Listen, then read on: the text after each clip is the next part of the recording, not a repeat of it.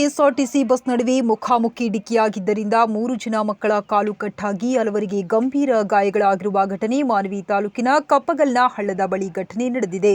ಶಾಲಾ ವಾಹನವು ಮಾನವಿ ಪಟ್ಟಣದ ಲೋಯಲಾ ಶಾಲೆಗೆ ಸೇರಿದ ಎನ್ನಲಾಗಿದೆ. ಮಕ್ಕಳನ್ನು ಕರೆದುಕೊಂಡು ಶಾಲೆಗೆ ತೆರಳುತ್ತಿದ್ದ ಶಾಲಾ ವಾಹನಕ್ಕೆ ಮಾನವಿ ಪಟ್ಟಣದಿಂದ ರಾಯಚೂರು ಕಡೆಗೆ ತೆರಳುತ್ತಿದ್ದ ಕೆಎಸ್ಆರ್ಟಿಸಿ ಬಸ್ ಮುಖಾಮುಖಿ ಡಿಕ್ಕಿಯಾಗಿದೆ. ಪರಿಣಾಮ 3 ಜನ ವಿದ್ಯಾರ್ಥಿಗಳ ಕಾಲು ಮುರಿದು ಹೋಗಿದ್ದು,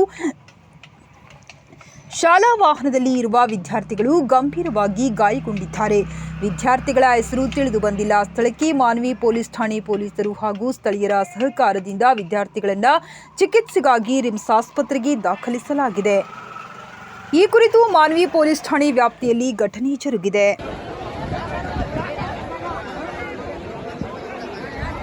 ಸ್ಕೂಲ್ ಬಸ್ ಆಕ್ಸಿಡೆಂಟ್ ಆಗಿದೆ.